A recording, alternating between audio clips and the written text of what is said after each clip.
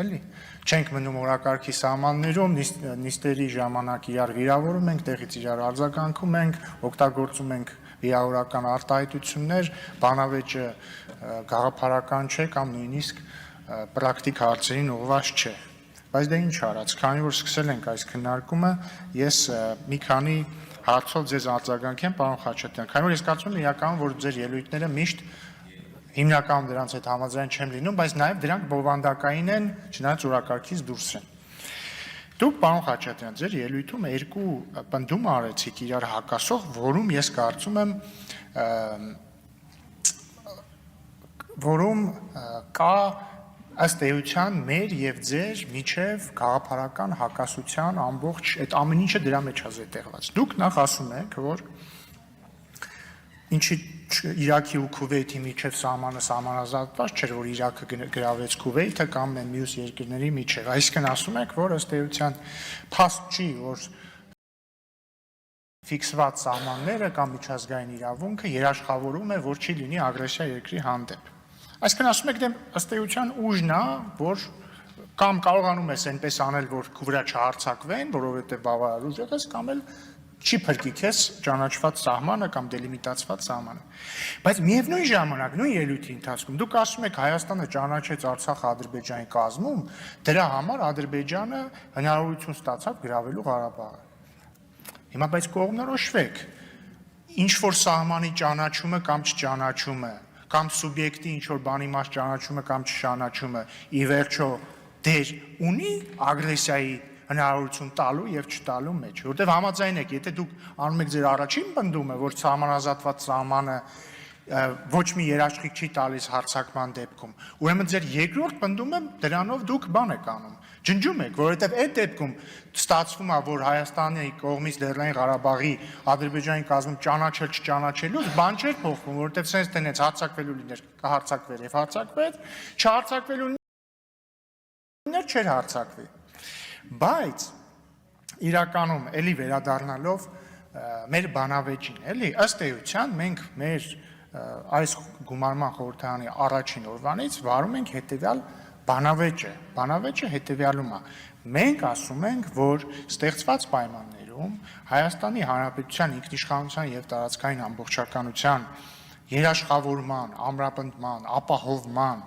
լավագույն ճանապարհը մեր լեգիտիմության սահմաններին կանգնելն է։ Այսինքն մենք պիտի ապավինենք միջազգային իրավունքին, մենք պիտի ապավինենք մեր լեգիտիմությանը, մեր միջազգայինորեն ճանաչված սահմաններին եւ մենք պետք է մեր տարածքային ամբողջականությունը եւ ինքնիշխանությունը պաշտպանենք հարևանների հետ հարաբերությունները կարգավորելով, այսինքն ստեղծելով մի իրավիճակ, երբ որ մեր շուրջ ագրեսիա չի լինի, այսինքն զրկելով մեր շուրջը գտնվող ագրեսիվ կողմերին ագրեսիա դիմելու ցանկությունից կամ նպատակադրումից, այսինքն ստեղծել իրավիճակ, որ այդ ագրեսիային դիմելը չբխի իրենց իսկ շահերից կամ լինի անհնար։ Նաև օգտագործելով միջազգային իրավունքի տված գործիքակազմը եւ ընդհանրապես օգտագործելով միջազգային հարաբերությունների գործիքակազմը։ Դուք ելնում եք զրոյական խաղի տրամաբանությունից, այսինքն ըստ էության դուք ասում եք, գուցե ուղիղ չեք ասում, բայց ես այդպես եմ անցալում ձեր ասածը, որ այդ միջազգային իրավունք, սահմաններ, բան, այդ ամեն ինչը մեծ հաշվով կարևոր չի։ Կարևորը հետևյալն է, որ կամ իրանք մեզ պետքա ոչնչացնեն, կամ մենք իրանց պետքա ոչնչացնենք, այս ելակետից է պետք ելնել ու հետևաբար մենք որևէ գործողություն չպետք է գնանք սրանից դուրս, որովհետև մնացած ամեն ինչը անիմաստ է։ Պետք է անկեղծ լինեմ եւ ասեմ, որ այնպես չի, որ ձեր պնդումը սխալ է միշտ, որովհետև պատմությունը տեսել է դեպքեր, ինչպես Հայաստանի դեպքում, այնպես էլ տարբեր այլ ժողովուրդների եւ երկրների դեպքում, եւ որ ձեր պնդումը ճիշտ է եղել։ Բայց որպեսզի հասկանանք արդյոք ձեր պնդումը կիրառելի է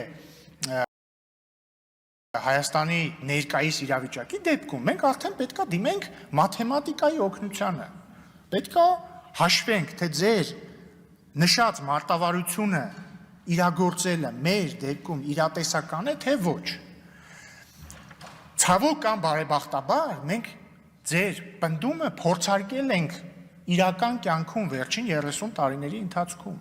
որովհետև ըստ էության մեր վերջին 30 տարին կամ 30-ից մի քիչ, ինչի մասին է, որ մենք մեծ հաշվով այդ ելակետից ենք ելել, որ կամ կարողանում ենք պահել, կամ չենք կարողանում պահել, այն ինչ ունենք, այդ ելակետից ենք գնացել, մենք ինչ-որ բաներ են եղել, ընդ որում չեմ առանձնացնում, որ իշխանությունը, հա, առաջարկվել են ինչ-որ լուծումներ Լեռնային Ղարաբաղի հակամարտության կարգավորման, այդ լուծումների մի մասը ենթադրել է փոխզիջումներ, դրանից հետո այդ լուծումների մի մասը ենթադրել է միակողմանի զիջումներ կամ զիջումներ առանց բավարար երաշխիքների։ Մենք բոլորով որպես Հայաստանի քաղաքական էլիտա տարբեր տարիների, էլիտան այստեղ դրական կամ բացասական իմաստ չունի, չենք գնացել լուծումների, արդյունքում ստացել ենք հնարավոր վատագույն լուծումը, որովհետև կհամաձայնեք, որ Լեռնային Ղարաբաղի հայաթափումը վատագույն հնարավոր լուծումն էր, այսինքն մենք փորձարկել ենք դա, մենք փորձարկել ենք և տեսել ենք, որ երբ որ մենք մտածում ենք, որ բավարար երաշխիքներ չկան որևէ լուծման գնալու, մենք ստացել ենք վատագույն լուծումը։ Մենք գնացել ենք այն ճանապարհով, որ մտածել ենք, մենք ասելով կրկնում եմ, նկատի չունեմ մեր քաղաքական ուժը կամ ձեր քաղաքական ուժը, մենք որպես քաղաքական հանրույթ, մենք մտածել ենք, որ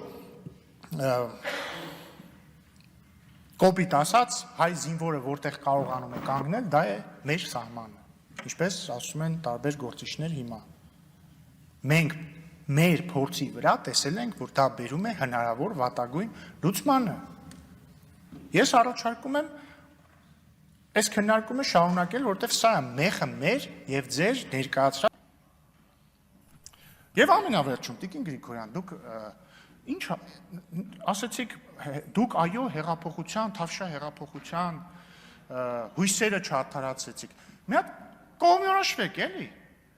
Ինձ թվում էր ձեր ընդդիմադիր շրջանակների տեսանկյունից այդ հեղափոխությունը իշխանազավթում էր, այնա Տիկին Աննա Մկրտչյանն է սիրում իշխանազավթում ասել, ժամը 1, րոպեն 1, վայրկյանը 1, իշխանազավթում էր, ինչ է ձեր քաղաքական լիդեր Ռոբերտ Քոչյանը չէր հեղափոխությունների օրին ասում, իշխանությունը ճամպրուկ չի վերցնես 10։ Դա երբ որ պետք է հեղափոխությունը ադրբեջանա-թուրքական հեղափոխություն էր, երբ որ պետք չի հեղափոխություն էր, որի հույսերը չարդարացվեցին։ Իսկ հեղափոխության հույսերը արդարացվեցին 99%-ով։ Այն մի տոկոսն էլ այնա, որ մեկ պատգամավորներ են ընտրվել, որոնք հետո քաղաքականապես հայտնվել են Ռոբերտ Քոչյանի գրկում։ Էտա։ Ինչևէ, Տիկին Գրիգորյան, մի սրտնեղեք, ես ամենևին անձնապես ձեզ չեմ թիրախավորում, ասեմ ավելին, ես գնահատում եմ և մենք գնահատում ենք անձի ինքնակատարելագործումը, բայց ես կարծում եմ դուք սխալ ճանապարհ եք ընտրել, որովհետև իմ քայլը Վահե Հակոբյանի հետ փոխելը, հետո Վահե Հակոբյանի Ռոբերտ Քոչյանի հետ փոխելը ընդհանրապես ինքնակատարելագործում չի, ասեմ ավելին, դա խայտառակ դեգրադացիա է, բայց դուք